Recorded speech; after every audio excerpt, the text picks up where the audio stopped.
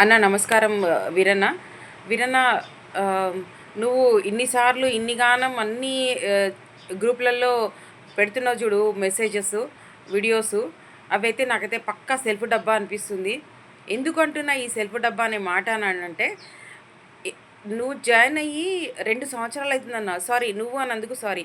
మీరు జాయిన్ అయ్యి చైర్మన్‌గా 2 ఇయర్స్ అవుతుంది. 2 ఇయర్స్‌లో ఏ జిల్లాకైనా వచ్చి ఆ జిల్లాలో ఉన్న ప్రాబ్లమ్స్ ఏంటి? ఆ ప్రాబ్లమ్స్‌ని జిల్లా లోపల ఎన్ని క్లియర్ చేయొచ్చు? ఏ రకంగా చేయొచ్చు? స్టేట్ లెవెల్ రేవంత్ అంటే ఉన్న సీఎం ముందరికి తీసుకెళ్ళి క్లియర్ చేయొచ్చు? జిల్లాలోనే మీరు అంటే స్టేట్ లెవెల్ పోస్ట్‌లో ఉన్న మీరు ఆహ్, జిల్లాకొచ్చిండ్రనుకోండి, జిల్లాలో కలెక్టర్ గారుంటారు. అరె వికలాంగుల చైర్మన్ వచ్చిర్రని చెప్పేసి మీకెంత రెస్పెక్ట్ ఉంటది? జిల్లాలో మేమున్నప్పటికీ మాకున్న రెస్పెక్ట్ ఎట్లా ఉంటదో మీకు తెలుసు.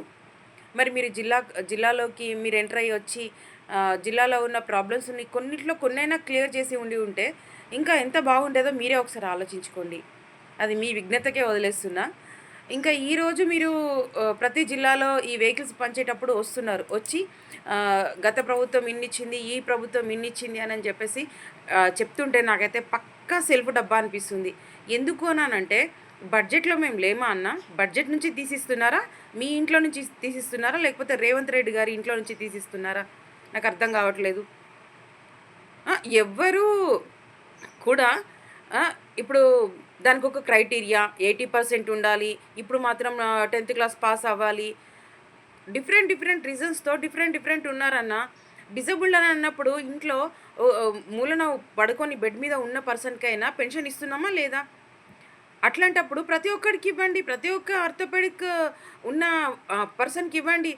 ఆ పర్సన్ వల్ల అయినా ఆ వెహికల్ రావడం వల్ల ఆ ఇంట్లో ఒకరికి యూజ్ అవుతది గదా! దేనికో రకంగా. అది గదా సస్టైనబిలిటీ అంటే. అది గదా ఆ ప్రభుత్వానికి, ఈ ప్రభుత్వానికి ఉన్న వేరియేషన్. అట్లా ఆలోచించండన్నా. ఎంతసేపు ఇప్పుడొక్కసారి బయటకొచ్చి ఇదిరా చెల్లె, ఇదిరా తమ్ముడు, ఇదిరా అది కాదన్నా. ఒక్కసారి మీరు బయటికి రండి. ఎగ్జాంపుల్ చెప్తున్నాన్న. మీరిప్పుడు మీకొక వెహికల్ ఉంది. మీకో ప్రోటోకాల్ ఉంది. మీరు గనక బయట అడుగుపెట్టి ఏ డిపార్ట్‌మెంట్‌లోకెళ్ళినా మీకుండే రెస్పెక్ట్, మీకున్న మాట తీరుకి అంటే మీరు హోదాలో ఉన్నారు గనక మీరు చెప్పిన మాటకి, నార్మల్‌గా ఉన్న మేము చెప్పిన మాటకి తేడా ఉంటుందా లేదా? ఉదయ్ టీమ్ ఉంది. ఉదయ్ టీమ్ వాళ్ళకి మీకులాగా కూడా నడవడానికి రాదు. అయినా వాళ్ళు ఆటోలల్లోనో, ఎట్లానో కింద మీద కష్టపడి వెళ్ళి ఎంతమందికి ఔట్‌సోర్సింగ్ జాబ్‌లని, ఈ జాబ్‌లని, ఈ జీవోలని ఆళ్ళు కష్టపడుతున్నారు. అరే తమ్ముళ్ళు మీరెందుకురా అంత కష్టపడతారు? మీరు నా దగ్గరికి రండి. నేను మాట్లాడతాను.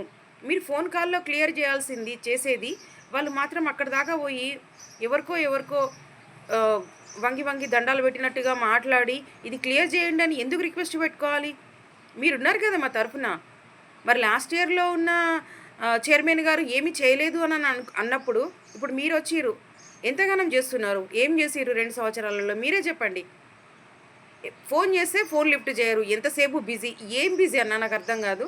ఆ బిజీలో ఏం చేసిండ్రని? టెక్స్ట్ మెసేజ్‌కి రిప్లై ఉండదు.